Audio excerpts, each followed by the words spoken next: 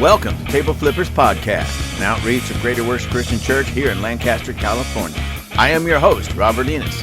If you like what you hear, visit us at gwcclancaster.org. That's gwcclancaster.org.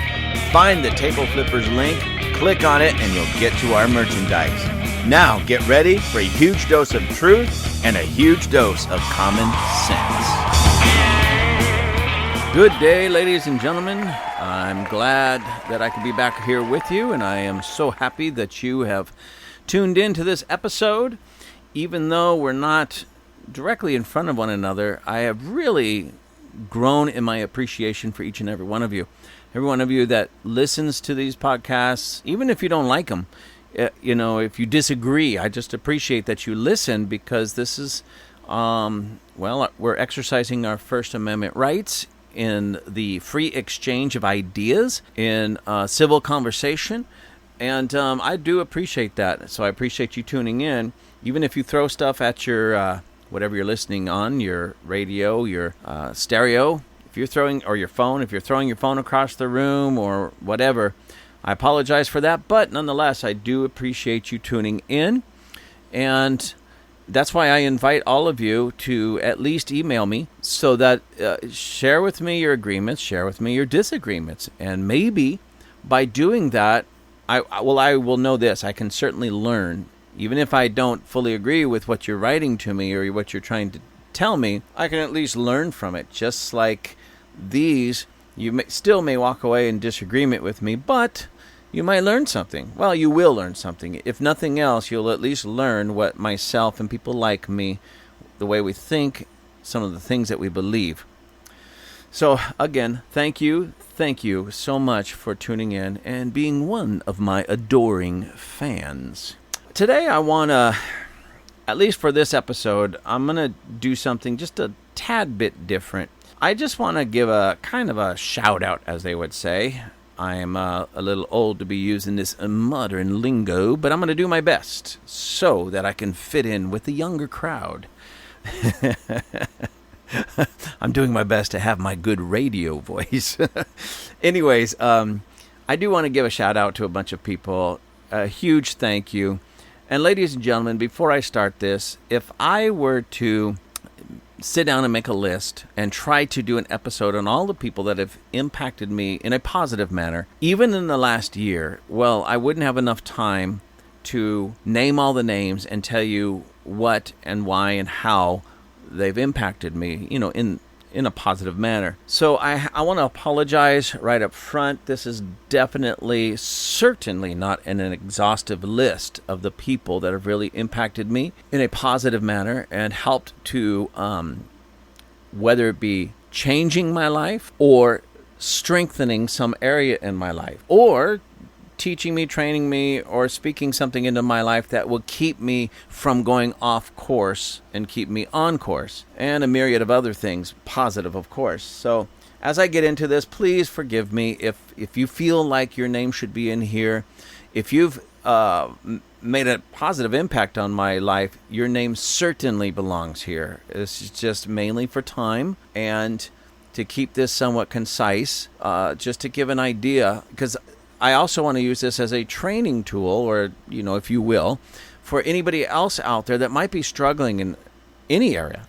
If you're struggling in your marriage, if you're struggling in your diet, if you're struggling in your finances, you're just struggling maybe with your own thoughts, your self-image, things of that nature. If you're struggling, the principles you're going to hear and learn in this episode will certainly help you overcome all the obstacles that you might be facing in your own personal life. So please hear what I'm saying and learn from it.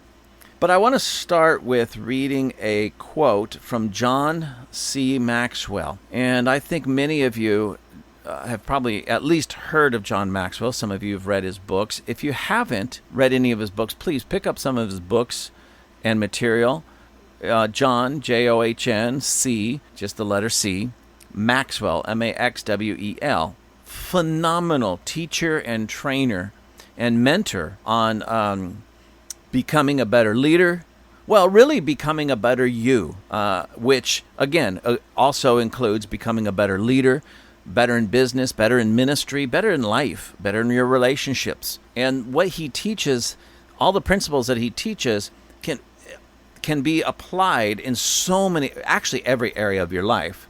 Not just many areas, but every area of your life. Your relationships, your marriage, your children, your business, your ministry. Because he does an excellent, one of the best, if not the best, one of the best teachers and trainers on just how to develop a better you. And so I've read many of his books, and right now at the church, my leadership and myself, we have a book club kind of a thing. And what we're doing is we're reading a John Maxwell book, and then we get together once a week. We discuss what we learned, what did you get out of this chapter? And then after that, we take that, what we're learning there, and then we take it into our own personal leadership and our ministries and our position at the church and anywhere else in our life.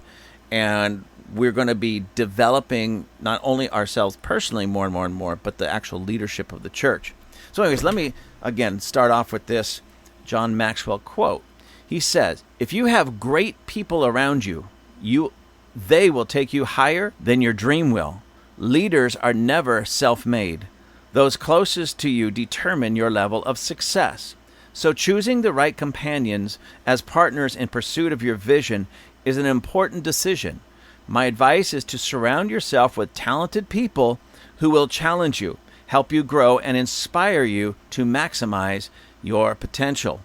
And again, that was from John C. Maxwell. This, what he put in here, and I have several quotes in here that I'm going to be reading from different people that kind of deal with the same type of thing, having the right people around you. And I want to touch on something because, and this is for everybody, especially if you're Christian, but if you're not a Christian, well, I don't want to say especially for Christians. It's for everybody because Jesus, in that sense, is universal. He is for everybody. And when we look at the life of Christ, the ministry of Christ, it's really interesting. Jesus grew up in Israel, and he grew up, so he would have had a lot of friends growing up, that he played with, people that he would later on work with, people that he would meet, whether it be, in the work world or friends running around doing things. And so he had a lot of friends. But when you see Jesus come up out of the water of baptism, and basically from that point on, for the most part, he had the 40 days of temptation and everything. But after that, he started his ministry,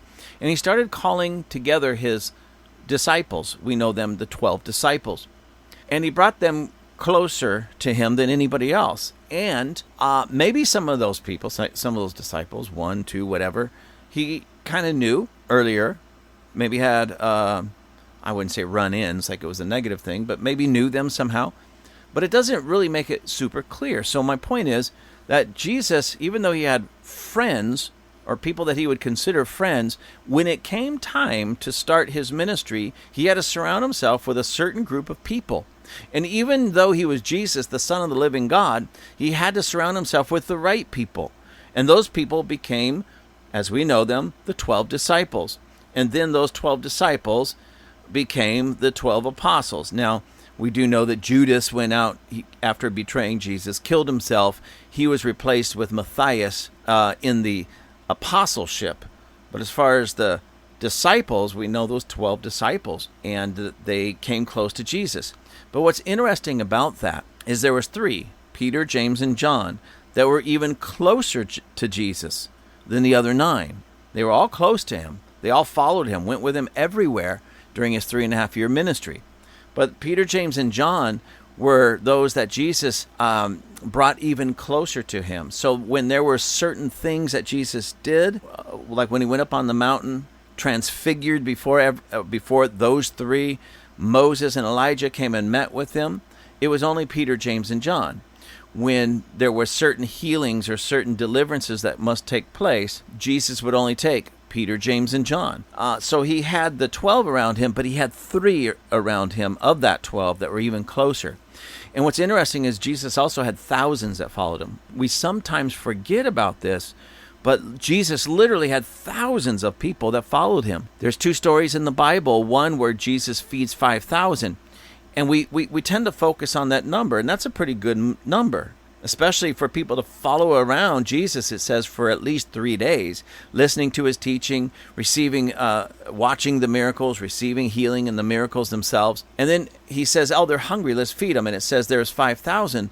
But if you read it carefully, it says 5,000 men and women and children. So let's face it, there could have been upwards and maybe far more than even 15,000 people total. Men with their wives and their children. So 15,000, that would have been one man, one wife, and one child following Jesus. So when he fed the 5,000, what he was really feeding was somewhere in the neighborhood of 15 plus thousand people. And then there's another story where it says that basically the same thing, and it was 4,000, but again, it was the men, so we're talking close to 15,000 people again.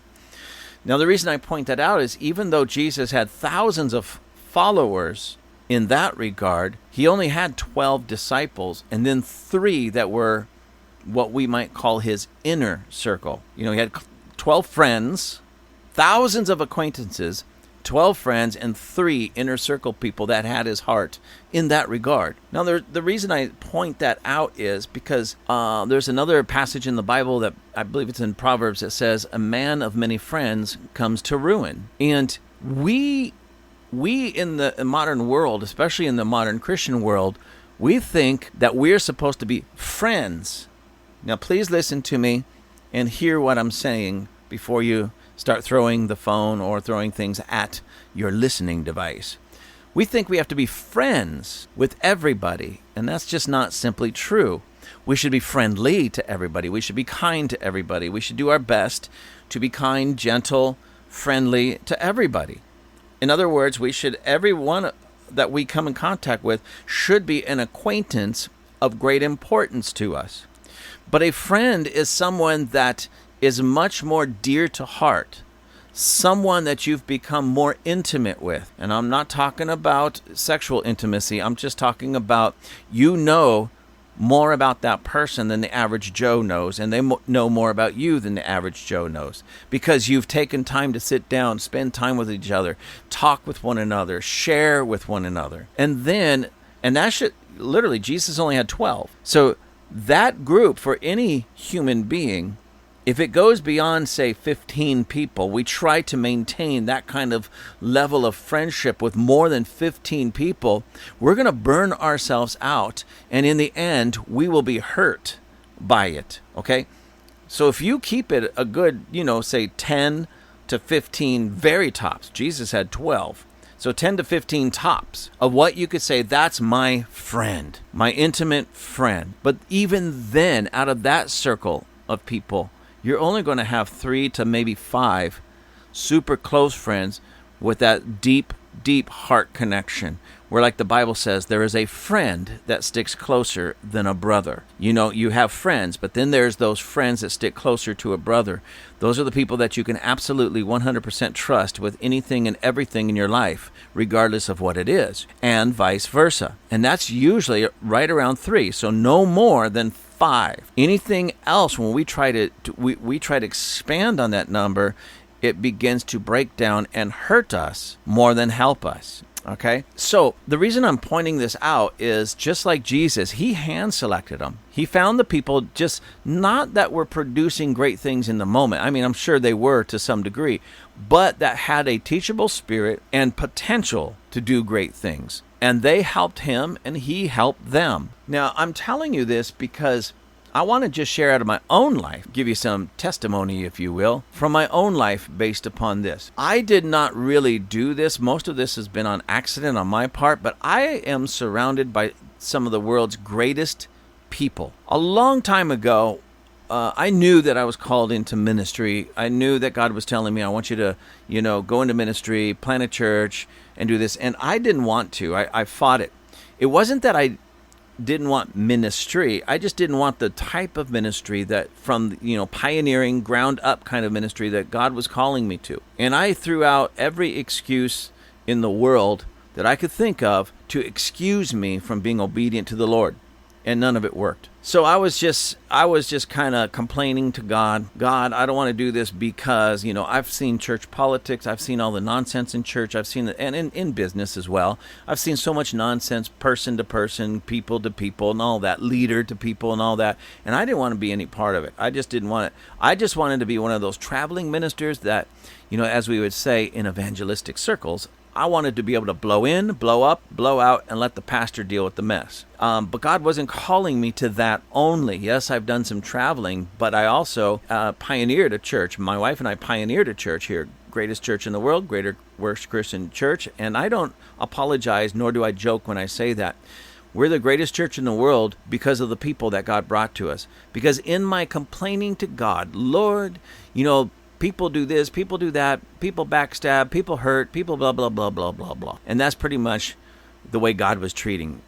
If I could see God clearly, I'm sure he had his eyes rolled back in his head, with his hand making the blah, blah, blah, blah, blah sound like I'm, and some kind of, just back and forth with his head. Blah, blah, blah, blah, blah. I'm sure he was doing that. If not, many of the angels were doing that behind him. But God spoke to me very, very clearly at that moment. And he says, and it just shut me up. I'm going to send you the best. That's what he said so clearly. And how can you argue with that? If God himself is promising you the best, how can you then complain that I don't want to do this because of how, people treat one another? Don't worry, I'm going to send you the best. And I can honestly tell you, the best started coming into my life. And when I say accidentally on my part, not God's part, but on my part, oh, absolutely. Because I'll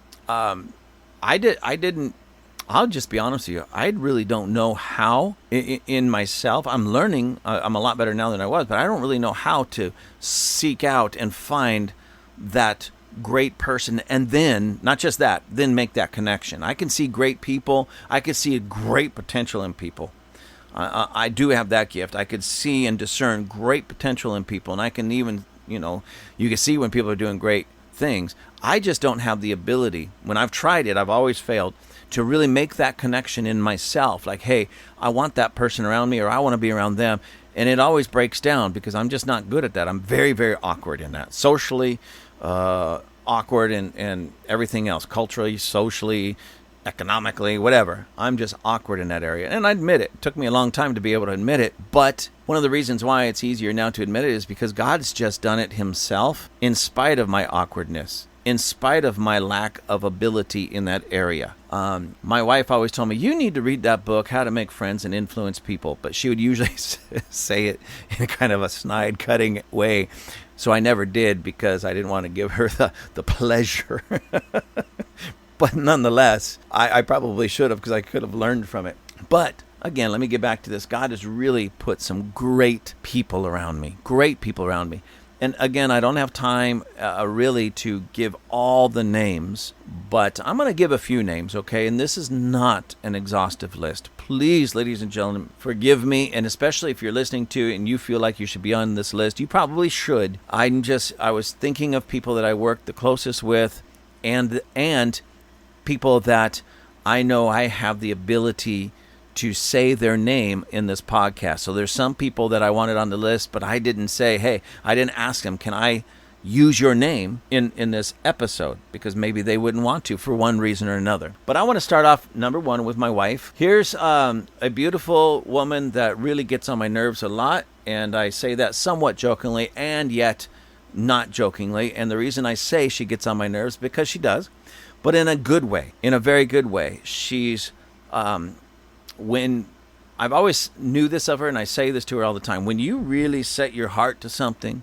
lovely Linda, it's done. It's settled. I remember years ago in our first house, when she set it in her heart that she was done with renting and she was going to get a house. And I'm just, I never really saw her in going after something that big. Smaller things, but that big. And it was a done deal. We found the house. We bought it. We moved into it. God did a lot of miracles to get us into that first house. Lots of miracles that, I don't have time to really get into, but miraculously. But it was because of my wife's tenacity. She put her heart to it. She put her mind to it. Done. Same thing when it comes to purchasing anything, but any large thing. car, other houses, things of that nature. And when she puts her heart to it, boom, it's done. And I know that. That's why when I see my wife, if there's something that should be done or needs to be done, but her heart's not in it, I pray and I cry out to God, hey, God, please let this be something that her heart grabs hold of. Because if she does, she's got all the faith in the world for that, and she can pull on heaven and make things done. But it isn't until she has that heart, she really grabs hold of it with her heart. We had this Butler's Coffee for several years, and she ran it. She was the one who spearheaded the whole thing. She just found out about it flipping through social media and went after it. And so, anyways, I could go on and on about how great my wife is, but she is one of these people that John Maxwell would have been talking about. Bring these types of people into your life. And if you're not married, gentlemen or ladies, find someone like that to marry. But some other people, I want to start with my gym real quick before I get to my church. I go to CrossFit Interchamber here in Lancaster, California, the best gym in the whole wide world. And there's two people that I want to give a shout out. There's a whole bunch of people that I would love to tell you about and the impact they've made on my life. But again, I didn't get any of their permission. When I came in here into my studio, I sat down. I said, what am I going to do an episode on today? And I was started to study and look at some things that I've been wanting to talk about. But it just jumped up in me. No, you need to really just give a shout out to some people and use that as a training or encouragement, I should say, for others to follow suit. So I do want to give a shout out to Coach Josh. Here's a young man. We were talking the other day, and I asked him his age and all that. And this guy could literally be my son. My youngest daughter is about his age. So literally, he would be like my youngest child if he was me. And the only reason I tell you that is to show you how I'm 56 years old, and to show you how somebody so young has such potential and such drive and has made such a powerful, positive impact on me. To make this list, this dude's going places. And to have him in my life and pushing me at the gym, yeah, I mean, it's I'm not going to lie, it's rough. It's rough sometimes because that's hard work. But great teacher, great friend, super motivated, and he's making things happen, not just for me, but for himself, for his new wife, and for the people that's in the class and go to the gym and such. So, and we just, yesterday we had our second workout Thursday at our church, where a bunch of us in the church are getting together Thursday evening. Coach Josh is coming out and coaching us, and we're having a workout time, just trying to get in shape and extend it to the church family. So he's willing to come out and do that for us. What a phenomenal young man this is. And then no list would be complete without Daniel. Daniel's an interesting dude in a great way. He's a actor. He was one of the coaches there at the gym. He does so many things. And one of the things I really, truly appreciate about both Josh and Daniel, and really all the people at the gym, but these two, because of the place that they are at in my own life and even in the gym, I've never heard them say a cross word or put down anybody or say anything negative. Ladies and gentlemen, you should... I wish this was more of a video thing, and maybe someday in the future we will do that. Because when we do, I want to start taking some just short video clips or posting video clips of my gym days, just so you could see how maybe how far I've come, but also more than that, how bad my form is. I'm learning. I'm getting a little bit better, but I still know my form is off, and these guys have so much patience with me. And yes, they correct my form and correct me where I'm wrong, but they never do it in a cutting, demeaning way. Never. And I'll be honest with you, I had a hard time first few months there, because I am going into a class with a trainer like that. I'm expecting, Mick from Rocky. You're a bum. Get going, Rock. I'm expecting that, and I didn't get that. What I got was encouragement, being built up, spoken to well. When I did something great, or let me rephrase that. When I did something right, I was praised, applauded. When I did something wrong, I was corrected, but in a manner that didn't feel like I certainly wasn't being demeaned at all. So both Josh and Daniel, phenomenal people. God promised me the best, and those two are the best that have been brought around me. And then the gym is just full of phenomenal people. But again, I didn't get permission to use their names. And I used Josh and Daniel because they already have some episodes on here. So I figured if they came on here with me, I don't think they would mind me using their name. But now my church, because I, like I said, have the most phenomenal church on the planet. Not because of what I've done. It can't be because of what I've done, because I don't know how to do it. It's what God has done, and He kept His promise. So, again, my wife and I, we are the lead, if you will, lead apostles. And we have husband and wife team that are our lead pastors, and they do so much more than pastor, but they do such a phenomenal job pastoring, and that's Abraham and Adriana. Phenomenal pastors, compassionate, loving, caring, that give of themselves. Both of them give of themselves tirelessly. They are just fantastic all the way around. Fantastic teachers, fantastic preachers, super anointed, both of them. And I appreciate them. Again, when God said He's bringing me the best, He truly brought the best. Pastor Adriana has established a ministry. I don't want to say a business. There's a little bit of a business side to it, but it's really more of a ministry called Beauty for Ashes. She wrote a book, a booklet, a workbook. She helps everybody, but primarily women, overcome issues of their own soul and their own heart to become more whole. Phenomenal ministry. And we have our elders. Again, God brought me the best. Todd and Sherry, Jim and Rhonda, Miss Betty. Now, Miss Betty cracks me up. She's been with us for, I can't even remember how many years. A long time. And she's a troublemaker in her own right, and yet absolutely so loving and so caring and such a wonderful, anointed, well-rounded person in every other way, and still at the same time just doesn't want to deal with people's guff. And what I mean by that, I'm not saying if somebody has something going on in their life, she's not going to help walk them through it. I'm just saying if they're just going to play the game, let them go play the game. I'm going to work with people who are serious. And so Miss Betty is awesome. There's Cynthia. Cynthia is quiet, kind of takes the back seat in a lot of ways, but powerful prayer warrior, and she doesn't say a lot, but when she does, you can take it. It's gold. It is gold. She watches a lot, she processes a lot, but when she says something, it is absolute gold. And then we have Mama Maria as well, and Mama Maria is such a giver in every way, giving of her time, giving of her heart, giving of her prayers. She just gives herself to people. And everybody that spends any kind of time with Mama Maria knows that she genuinely loves them. It's not fake, it's not phony, it's not false. She genuinely loves them. Then we have our deacons, our head deacons, Henry and Sue, some of the hardest workers you'll ever meet, but not just because they work hard. They do phenomenal work.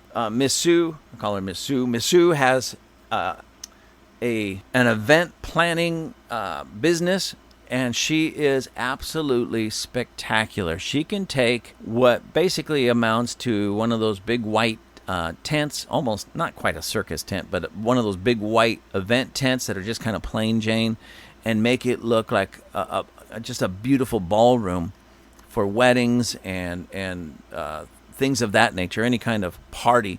She is phenomenal at that, and her husband do a great job doing that.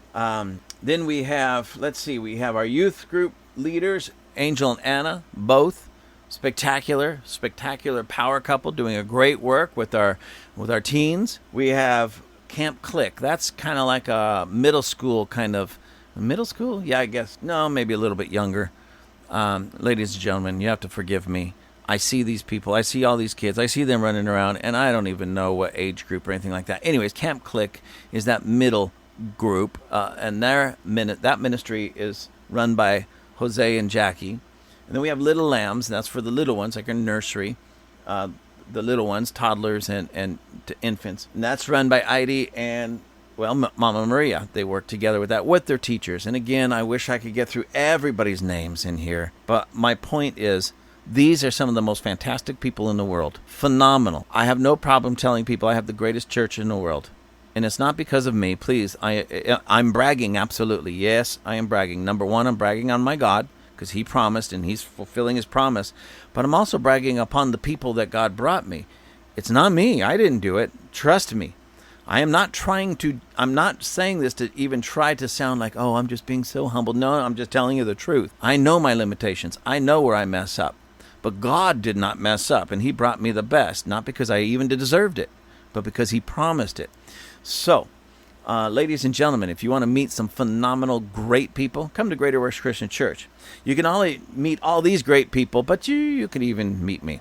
Stephen Covey said, always surround yourself with people who are even more talented and competent than you. And I can honestly say, when I look at my board, I wrote these things on, in every one of these areas, whether it be at the gym, pastoring, being a elder, deacon, youth worker, children's worker, nursery worker. Trust me when I say, and believe me when I say, every one of these people are so much more, they have far more talent and more competent in their ministry than I could ever hope or dream to be. Okay, they make my job so much easier because they take care of their ministry. They take care of their people. They take care of what the things that have been entrusted to them where I don't have to worry about it. That's why, when it comes to certain things, hey, what about this? Oh, I don't know. Because I trust them that much. And so I don't have to concern myself with the day-to-day, moment-by-moment stuff in any of it. And even when I go to the gym, these guys are phenomenal. If there's a workout or something that I can't do, everything's put up on the board, workout for the day. And if there's something, a movement or something that I can't do, they don't in any way make me feel like I'm weak or I need to leave or anything like that. What they make me feel like, what they do is they come and okay, let's scale this. Let's find a similar movement that you can do. And for months and months and months, that's what I did. And I still do every now and then because I'm still dealing with a shoulder issue. It's not nearly as bad as it was. But every now and then I need to scale that particular workout so that my shoulder doesn't get messed up again. And that they have no problem with that, and they know how to do it. So I still get the workout, I'm still moving, I'm still progressing, and they're helping me keep from getting injured or making an injury even worse. Spectacular people. So again, always surround yourself. I didn't surround myself with people that are talented and more competent than me. I didn't. God did. Because I'm still not even that good to be able to do that. But God did it. So can you imagine if you set it in your own heart and your own mind to do this and you work with God? What a beautiful thing.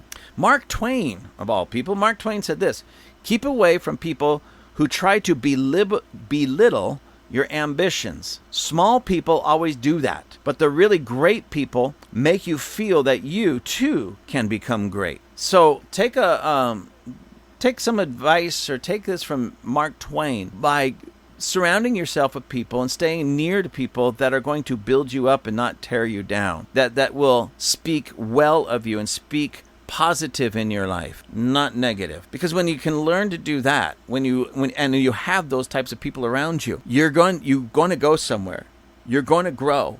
You're going to move. You're going to be successful. You're going to do great things. John Maxwell again says, the better you are at surrounding yourself with people of high potential, the greater your chance for success. Oh, I like this. John Wooden, a basketball coach, said this, whatever you do in life, surround yourself with smart people who will argue with you. Now, when I first read that, it kind of surprised me because we don't want people arguing with us, do we? But then I realized what he was trying to say, or I believe what he's trying to say, is that if you have people that are smart around you, right, they're going to want to speak into your life. All right. So let's say you're, I'm just using this as an example. Let's say you're baking a cake and you have smart people around you who have baked some really awesome cakes before, and they see what you're using and how you're doing it. And they come along and they say, listen, you're making this cake. If you put this ingredient in there, Instead of using that ingredient, margarine, I'm just using this as an example. Instead of using margarine, use butter. And instead of maybe 2 eggs, use 3 eggs. Now, you're looking at the recipe, and it calls for margarine and 2 eggs, but they're saying use butter and 3 eggs. And you're like, well, I'm just going to stick to the recipe. The smart person, and again, over a cake, if you're just making a cake for yourself, that's kind of silly. But you can expand that to anything, your marriage, your finances, your business, all of that. And they say, no, you don't understand. If you really want a great cake, and they start to argue with you, not to belittle you, not to put you down, not to even necessarily be controlling per se, but to take away your own stubbornness and help you overcome your own ignorance in an area that they have an expertise in. And you could take that in anything. Say somebody comes in. We have a friend, again, I don't have permission to use his name, but we know somebody who's a consultant, and he goes into businesses to help them do business better. And so he has to not only go into the business, spend some time there, see what they're doing, how they're doing, and then sit down at the table with the powers that be, and explain to them what they're doing wrong, where they need, what they're doing good and maybe can do a little bit better, where they're off and need to completely scrap or change it. And sometimes those people don't want to hear what he has to say, when it comes right down to it. I've watched enough Gordon Ramsay, the chef, his programs to know that's true. They invite him in and it's all approved. And then when he starts bringing something negative, they get all, stubborn and testy and everything and want to argue, and not in a good way. We need to learn to be, one, open to that, stop being so stubborn ourselves when smart people speak into our lives. But we need to, if they need to, they need to argue with us. We need those types of people with us. No, you don't understand. You don't understand. This is how it should be done so that you can do better. Have a better marriage. Have a better home. Raise better children. Have a stronger business. Make more money. Whatever it is. And we need to surround ourselves with people who have that kind of courage and tenacity. Not just the brilliance, not just the brains, but what would put something behind it for our own good. Okay? So, ladies and gentlemen, I wanted to do this because there's so many people out there that are kind of floundering around, and it can come down to, I remember years ago, and you can look this up in the newspaper and such if you don't remember it, or this is before your time, but there was that guy Michael Vick, football player, when he was signed on to play in the NFL.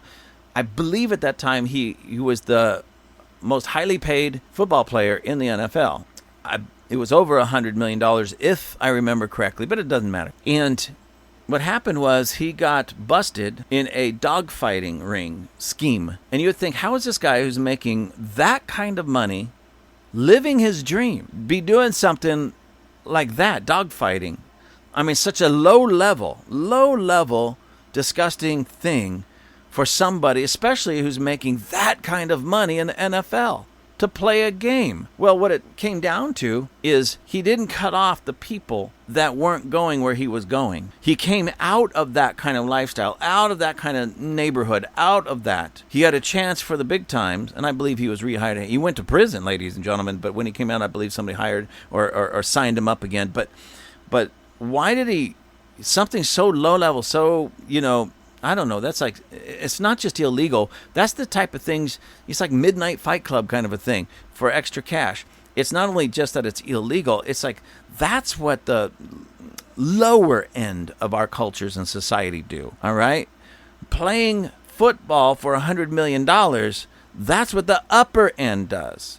So he was actually trying to play the lowest end and the highest end all at the same time. And why was he still playing that low end in that regard?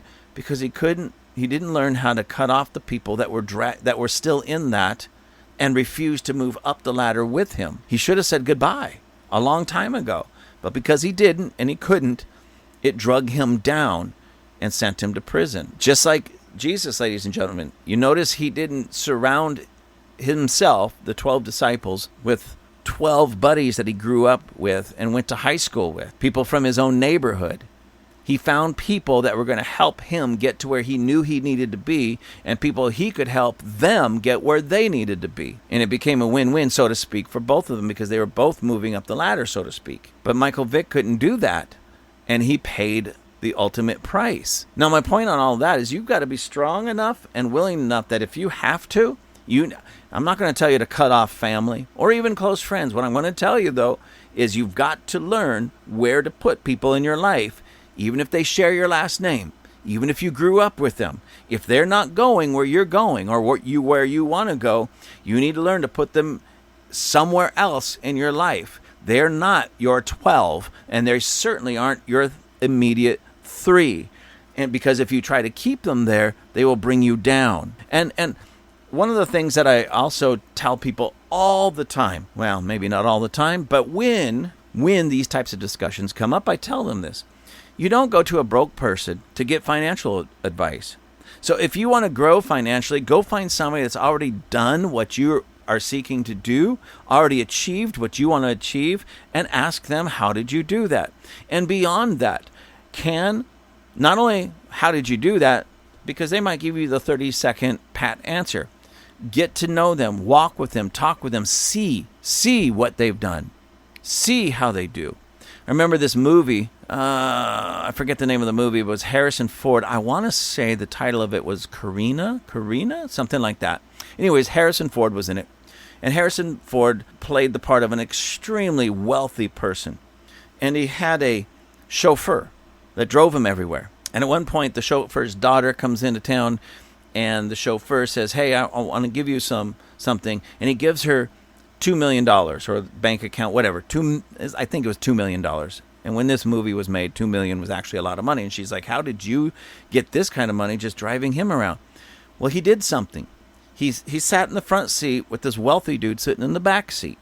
The wealthy dude gets on his little portable phone or whatever, and on the way to his office and the way back, he's making investment deals. He's calling his broker. He's calling the people who took care of his investment portfolio, says, buy this, sell this, get this, do this. What about this? What about this? And he just was listening so that when he finally got to where he was going, he would pick up the phone and do whatever the guy in the back seat, who was extremely wealthy, did.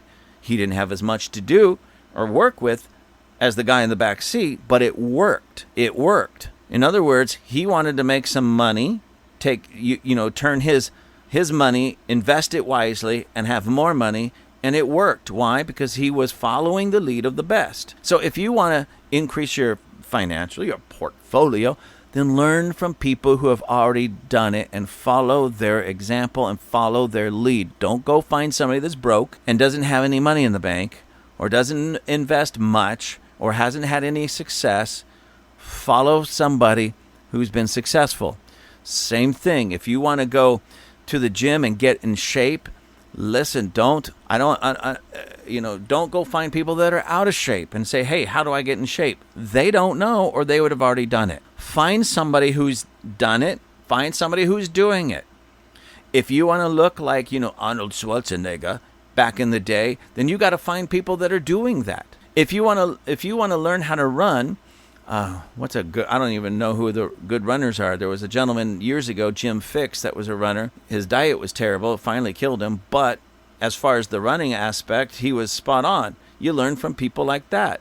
If you want to become a great swimmer, Michael Phelps, you learn from people like that. You may not have access to Michael Phelps or Arnold Schwarzenegger or somebody like that, but you can certainly have access to people that do those types of things. You say, well, I wouldn't even know how to say, get into bodybuilding.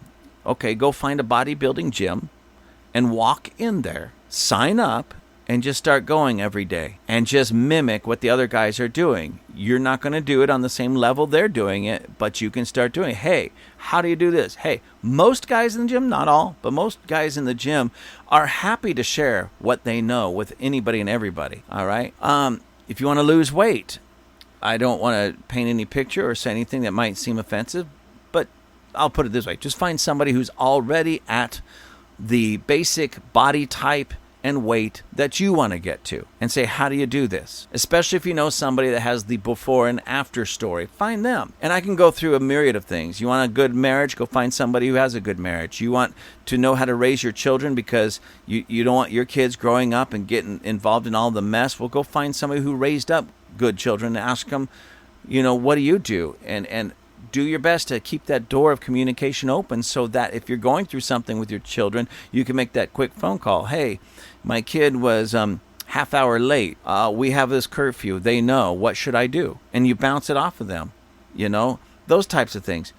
Now, being successful should not be a mystery. It should not be a mystery. There's so many successful people out there in their own right, in their own mind. When I say success, I'm not talking about having a certain amount of money. I'm talking about success in some endeavor, some area of their life. Some people have phenomenal, successful marriages. Somebody has great success with their health, their physique, their diet, things of that nature.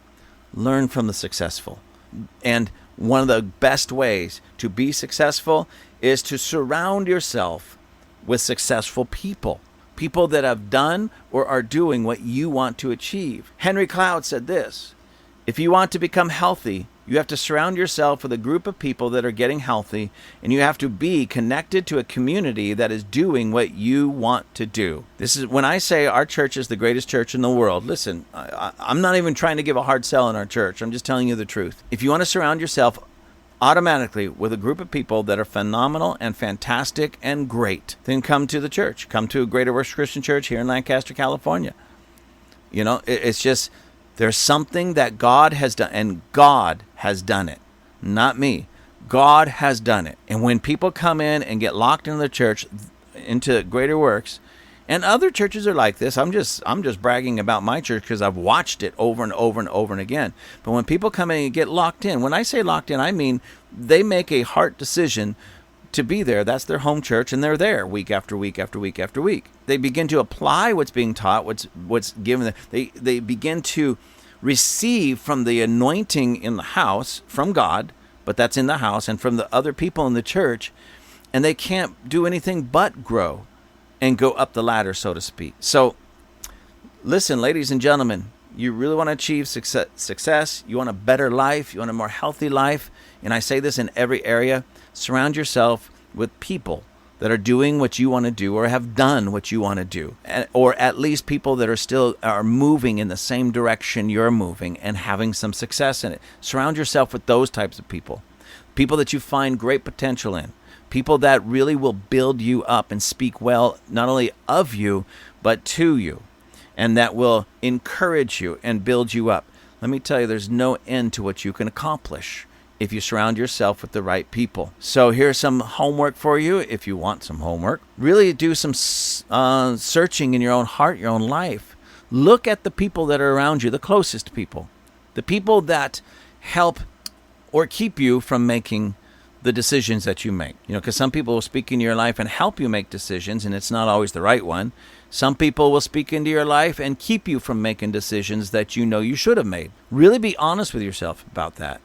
Do you need to cut those people off or simply spend less time with them? If you spend, like, say, 2 hours a day with that kind of person that just your relationship with that person doesn't get you anywhere, maybe you should cut that down to maybe 2 hours a week and then purposely go out and fill the rest of that time with people that are going to help you get to where you need to be. So with that, I pray for you, and I hope that you take this, you run with it, and make some things happen.